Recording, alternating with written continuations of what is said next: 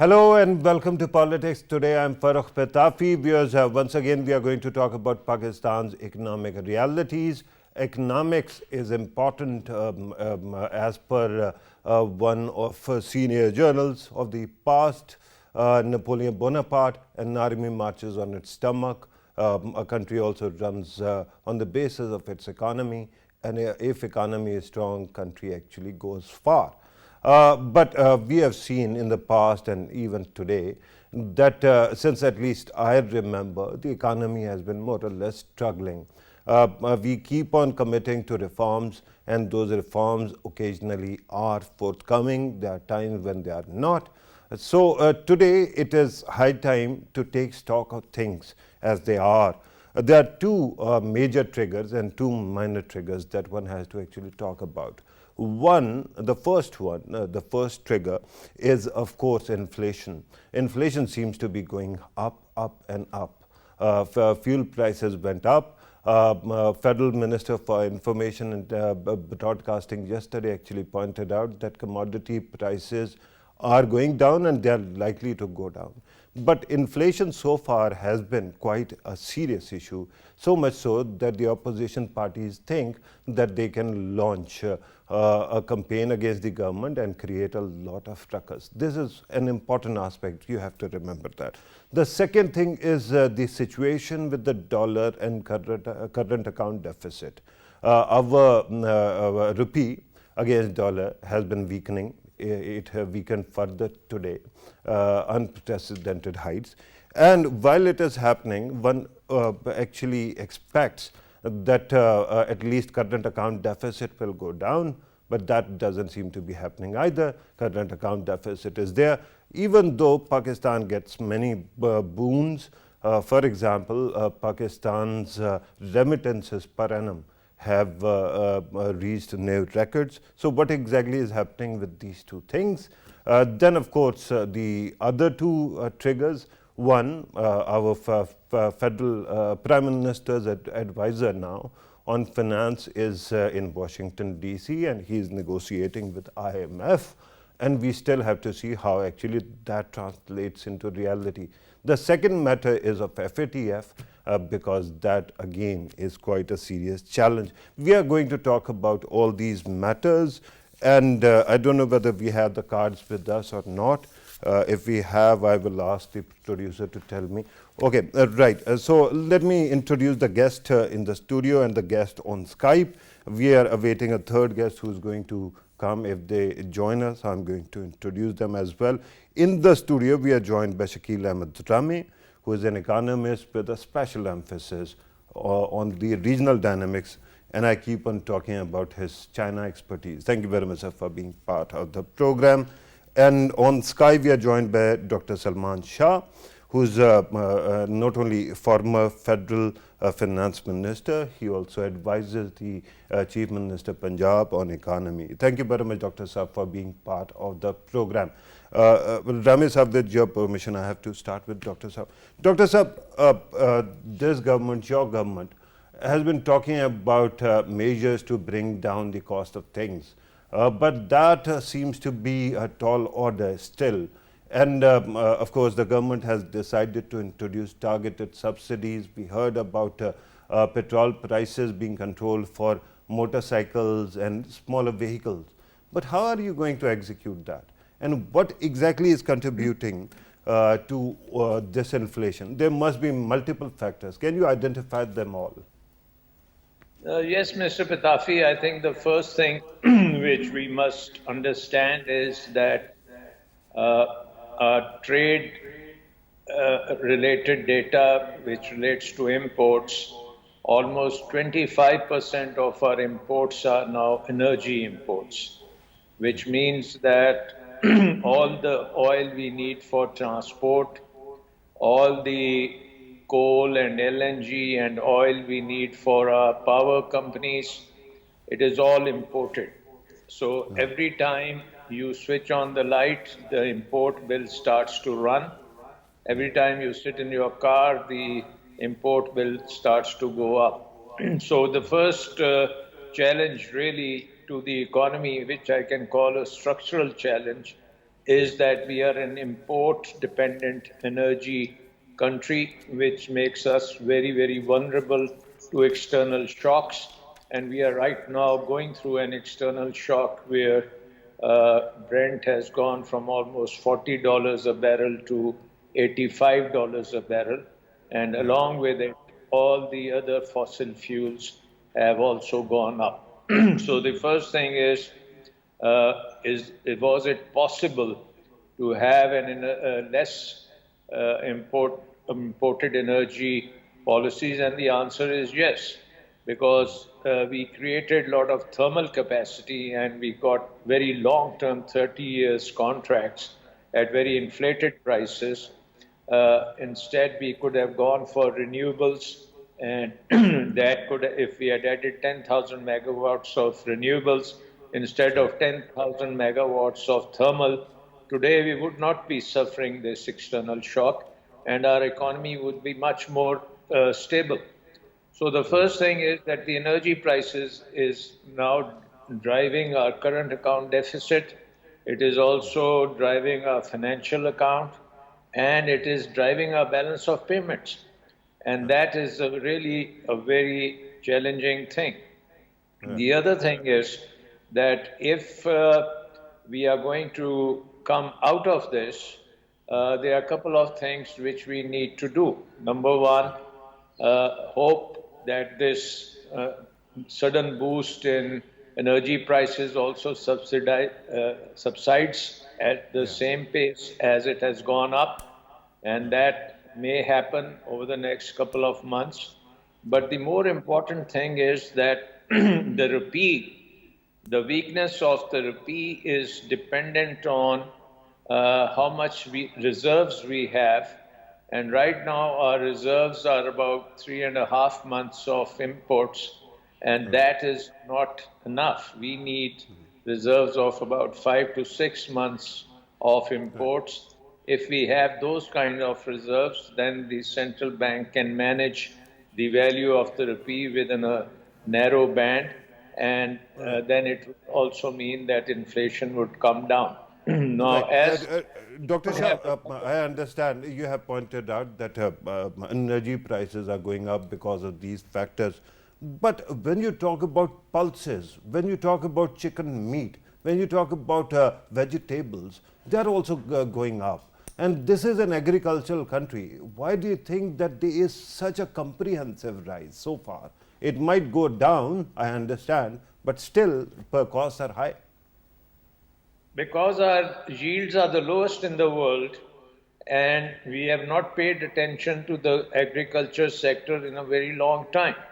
So we have become a net importer of food commodities, and this year you have seen we have got sugar, and we have got cooking oil, we have got wheat. All of these are imported. So one of the thing is that hopefully with better seeds and better management of the agriculture sector, we'll see an increase in yields, and as a result we may have bigger crops which we can manage and which will be sufficient for not only us but also for Afghanistan. And it's very doable. Unfortunately, we have not paid attention to agriculture in the last 10 years. And so that has come home to roost. We have not made any That's a dams. good point, sir. Dr. Saab, allow me to bring in the second guest.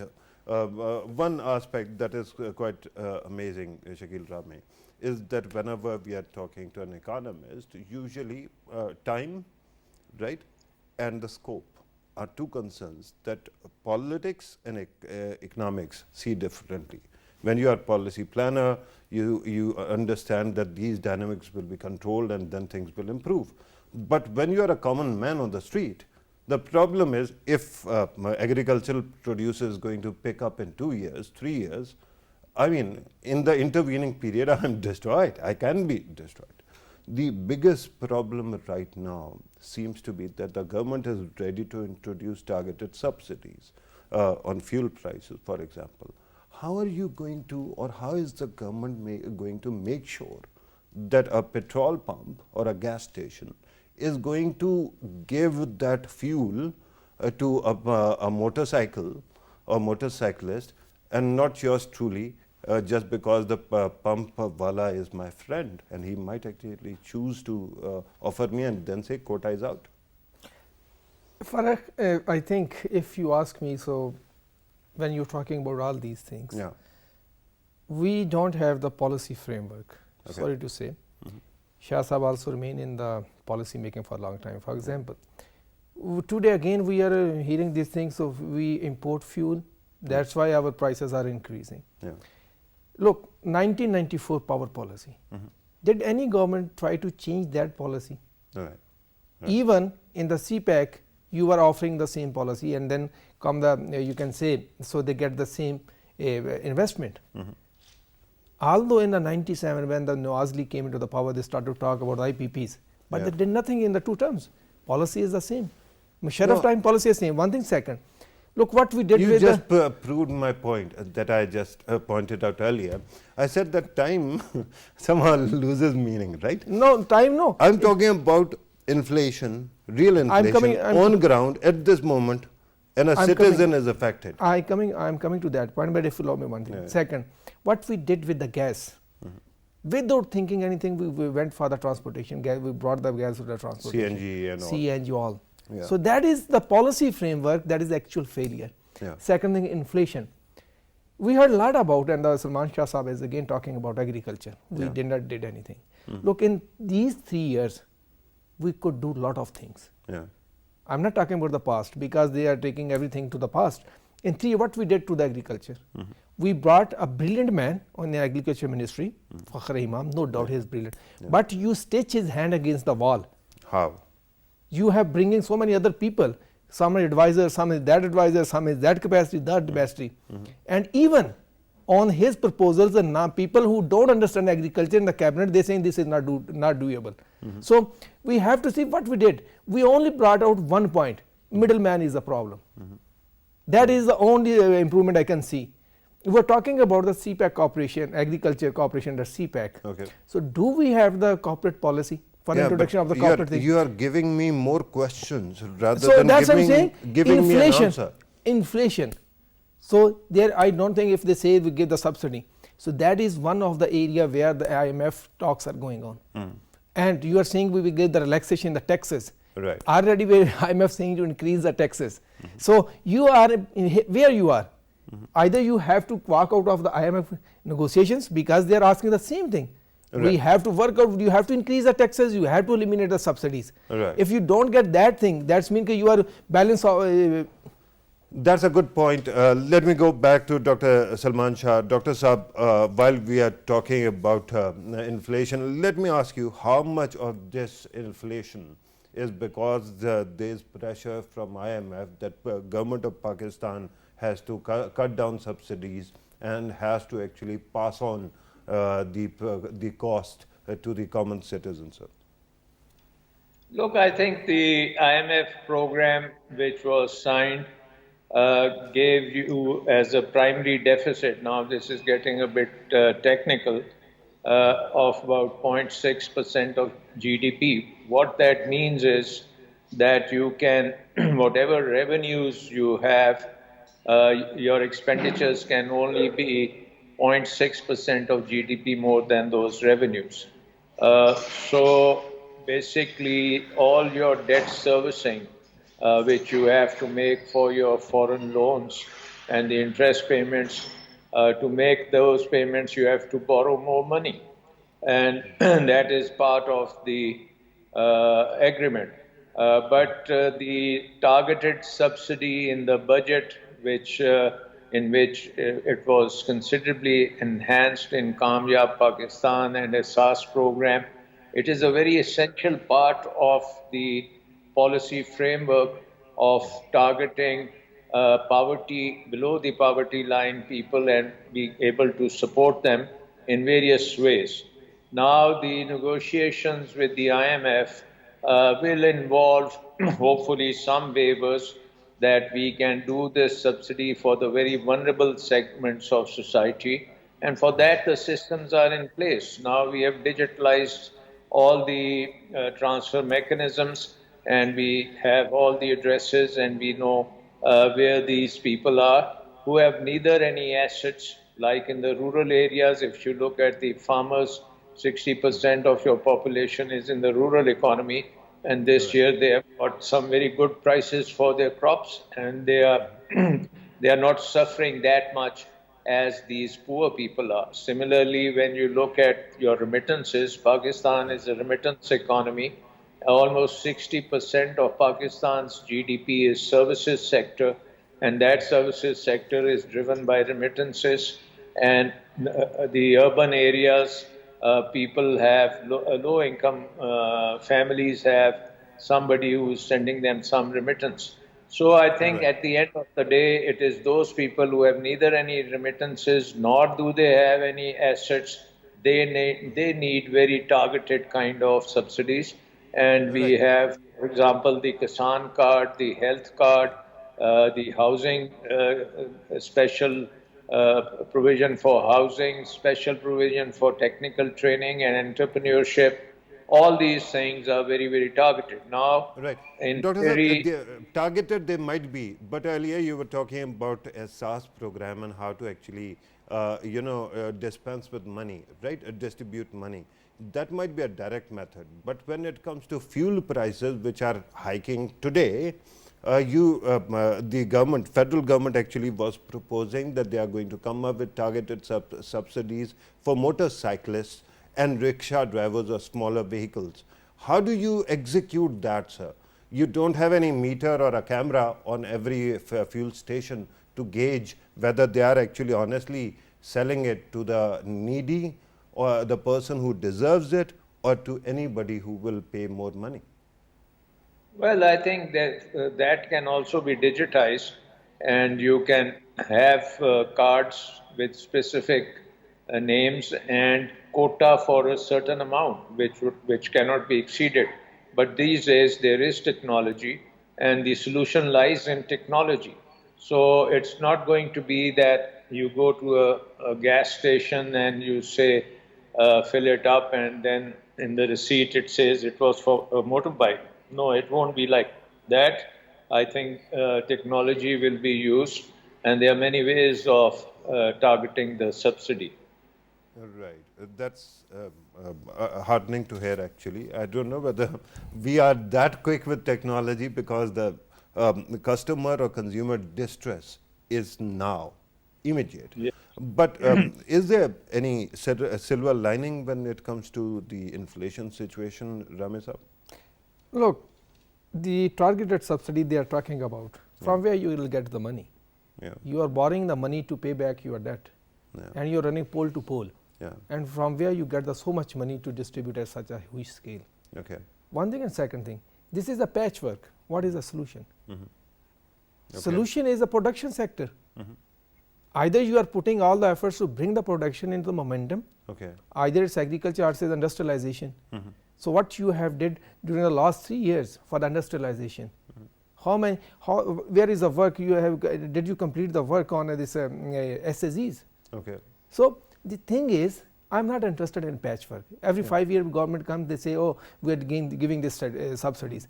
Ultimately, the people are paying. In the term of, if you look at the taxes, inflation is one of the key areas, increase in the taxes or the prices is indirect way, the other prices of the fuel. Who is paying? People. After this government, another government will come and say this was a mistake of the past. So what is a policy outline to give a relief, not just a patchwork? It's like that you are giving them a painkiller for a short term. In the long term, you are leaving all the symptoms there. Right, because we have repeatedly referred to inflation. Let me ask you, usually in inflation, one thinks that jobs actually go up. Is it happening? Jobs? Employment. What is the driver of inflation? That is the fuel. Okay. So fuel we are importing.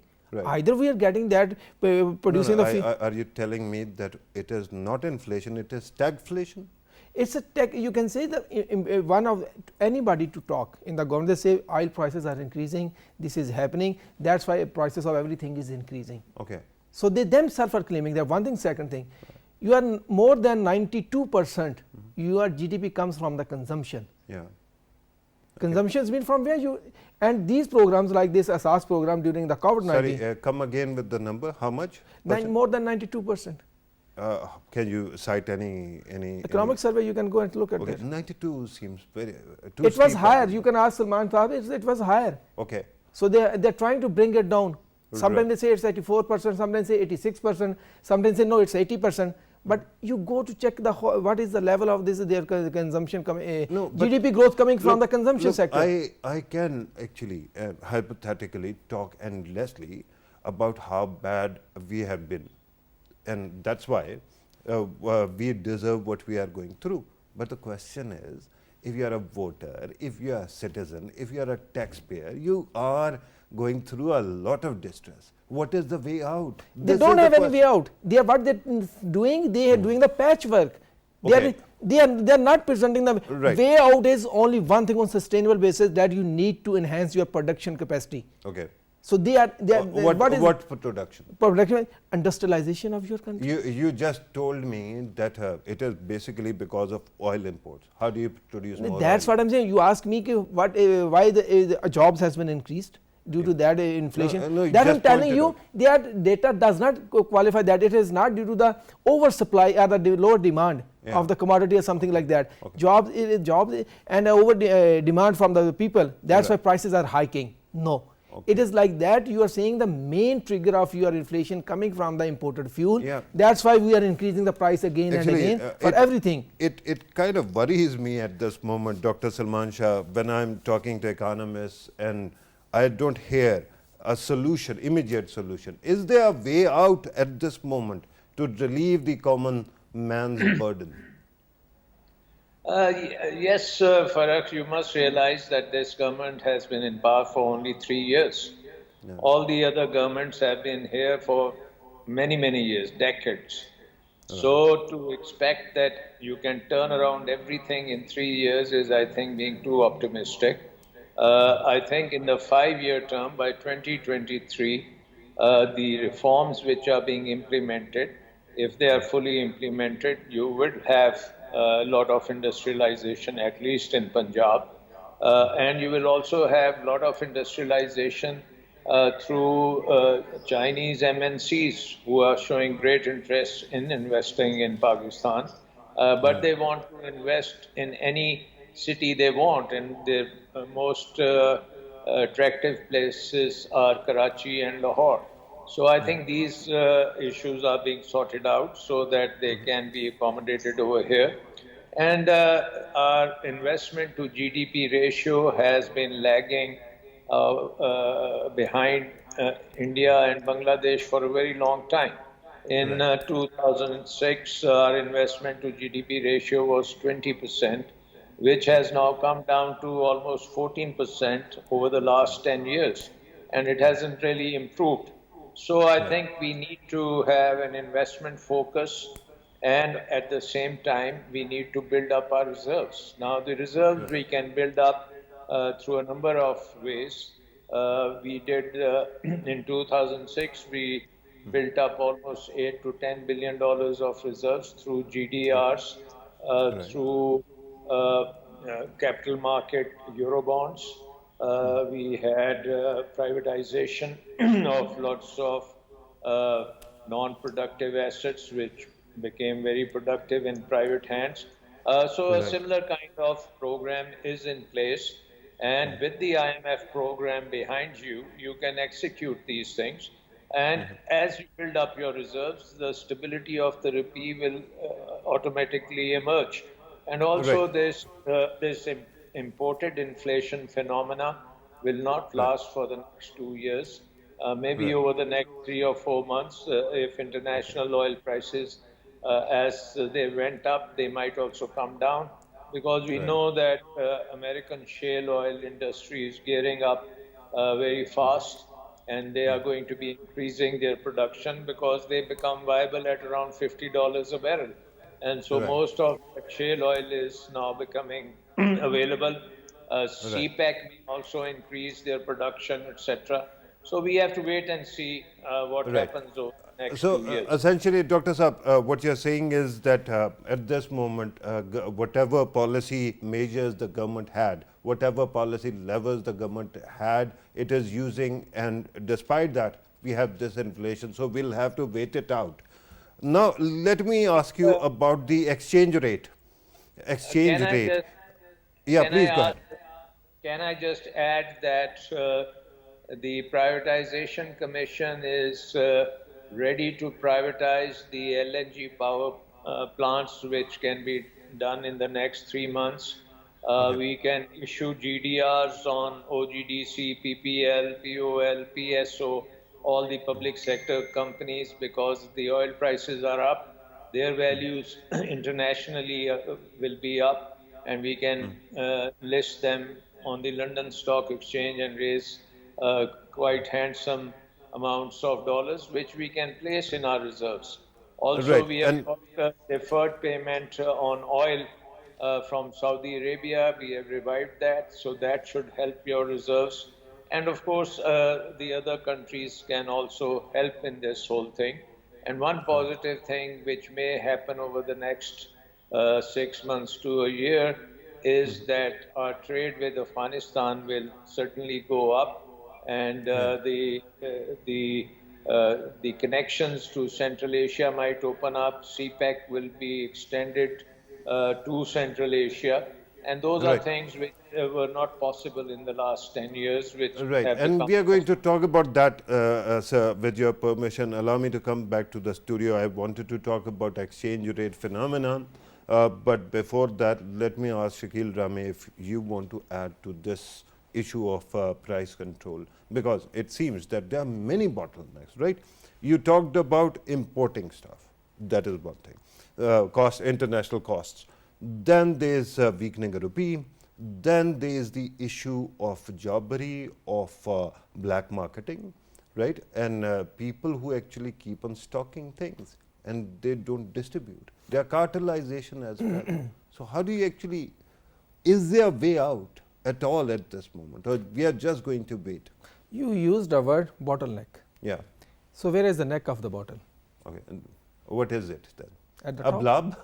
At the top. Okay. Okay. You are searching the stuff on the ground, but the neck is somewhere else. Okay. So you need to focus there where you can bring down. No. Don't be philosophical. Explain No. what you mean. That is, let me complete, then you can comment. Has the But that's bottle's neck is up. What do you mean by that? So that's mean the policy flow, the decisions, like when I say the production sector, but we are hearing a lot about the privatization. I'll just give you one example. Did anybody tell us what would be the volume of the liabilities which we have to pay from those amounts which we will be getting from the privatization? Right, but at least that will lessen our burden. What is the amount of that liabilities? Yeah, but you will at the end you will be left with no assets and no money. Hang on. Are you talking about circular debt now or something else? No, they are talking about privatization of. No, they are talking about the privatization of certain state-owned enterprises. Yeah. And as Salman Shah Sahab has talked about, he was talking about CNG, LNG. No, privatization. Yeah, privatization. So what will be left after paying out all the liabilities? Which liabilities? Like you are going to privatize steel mill, for example. Yeah. So what is the level of the liabilities of the steel mill? Okay. So how many workers you have to give? You have to give the golden handshake scheme. Okay. So what is their debt? Number of things which are happening. That's, I don't want to go there, but I just wanted to comment on that. Okay. On the prices, look, prices according to the statements are the current situation for the lowering the prices, especially of the electricity and these things. Okay. We have to wait for when the prices of oil will be lower in the international market. Okay. So that means no proactivity. We have to be reactive. But they can offer. We have to tell the people, grow a thicker skin and just wait. That is only way out, because IMF, you are negotiating a deal with them. We will increase the taxes. We will eliminate the subsidies. No, but with due respect, all subsidies don't go to the common man. They go to very rich also. That you already said. Taxes, so that you don't have to tax only levy more indirect taxes. You can go for direct taxes. It will not happen, because indirect tax. Then when the private sector say, look, business environment is not good in your country, we are shifting our business. So if you have to tax, go for the look, this problem is complicated. It's not like that I can tell you the recipe, oh, you will do this and the prices will come down. No, we have to grow up, as you said, and we have to work for start from the policy orientation where we want to go. Yeah, Right now we don't I'm have. sorry, if I right cannot, now, if my child, God forbid, if my child is ill and I cannot afford a medicine and the illness grows, I'm not going to wait for your policy interventions. that's I'm happening. going to just say that you cannot. You do your have job. option you can talk about. Look, go to the people who are living below the poverty line. They are doing actually doing this. No, I'm they are talking about waiting. me Why as you a know common why citizen. the people go to these all the people to go for the. Yeah, well, please don't use such language on air. But let me come back to Sorry for that. Dr. It's a- Salman Shah Sahab. Dr. Sahab, since we are talking about price hike and factors which might have contributed, one of them seems to be weakening currency. Why is it that Pakistani rupee keeps on going down, down, down? Because we don't have sufficient reserves. As I said, we only have about 3.5 months of reserves, and that is not enough to send a signal to the market that the state bank can intervene and prop up the rupee. If we had like 5 to 6 months of reserves, then the state bank has the ability to intervene and keep the rupee value in a very narrow band. So I think that if we can put some money through privatization, through capital market transactions into our reserves, build those reserves up, the value of the rupee will move from 175, maybe it will come down to 160. And that Right. means you can control inflation. At the same time, your debt servicing will come down. And so the benefits of privatization and building up reserves is also very indirectly helping you with inflation. It is helping you with investment climate, and it will also generate a momentum for other multinationals to also come in, Right. particularly Chinese multinationals. So all of Right. these Dr. things. Saab, can you give us a number regarding foreign currency reserves? Because one has to know how many dollars do we need to shore up before we can actually escape this trap? I think our reserves, the central bank reserves, need to be closer to $30 billion, above $30 billion. So if we get to that level, there will be a momentum for investment, and it will encourage stability of the rupee, bring inflation down, and also create an environment for steady growth, which is very important. And the IMF has agreed that our economy will grow around 4%. But I think if our reserves are strengthened, we could even think of a higher growth rate, because that means that we can sustain the current account deficit and also the value of the rupee. Right. Regarding remittances, you mentioned them twice. Despite so much infusion, we keep on seeing that current account deficit is still an issue. In addition, I wanted you to help us understand. Recently, a lot of people read in the papers, including me, that IMF had transferred billions of dollars to various countries, including India and Pakistan, SDR money, right? Where did that go? Was it only theoretical, or what was the use of that, sir? Look, a lot of money was given in direct transfers to individual recipients. Plus, through the central bank, there was support given to the banks to extend loans to companies so that they don't have to shut down.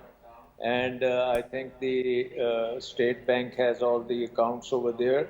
And the package was over a trillion, more 1,200 trillion rupees. That was what kept the economy moving. That's why our neither the agriculture value chains nor the manufacturing facilities closed down for a long period of time, and Right. logistics was also maintained. So I Right. think that the entire system, we should not forget, COVID was a very vicious It was. pandemic. It happens almost once in 100 years, and we were able to manage it better than most countries. So Right. I think that we need to keep working very diligently towards this whole effort. And rupee has to be stabilized. This is very important. And that stability comes from our reserves. So Okay, if we... that is a good point, sir. Allow me to come back to the studio. Shakil Rami sahab, is there a possibility that recent spike in dollars prices is because Pakistan is bleeding too many dollars to Afghanistan because there seems to be illegal trade somehow, the money, because there is a vacuum in Afghanistan of currency, that a lot of money might be going there. We heard certain ministers also pointing out that kind of a scenario, and then action that they will be cracked down on money exchanges. Do you think that that is a factor? I don't have any information about that. So I can validate either it's happening or What not. can you validate? No, I don't have any information. Okay. So it's just a rumors people are saying here and say there. Yeah. If the government have information, they must have go for the crackdown much before time. But I don't want to correlate. Let me qualify. Hang on. Let me qualify why I'm bringing this up. Right? Dr. Saab mentioned Afghanistan. You mentioned Afghanistan. He mentioned CPEC. You mentioned CPEC. Right? And this is a big concern that it can eventually grow into Afghanistan. Right? The question is, when we cannot control these basic commodities from being smuggled into Afghanistan, how are you going to actually benefit from the opportunities? So what you are smuggling from Afghanistan right now? To Afghanistan.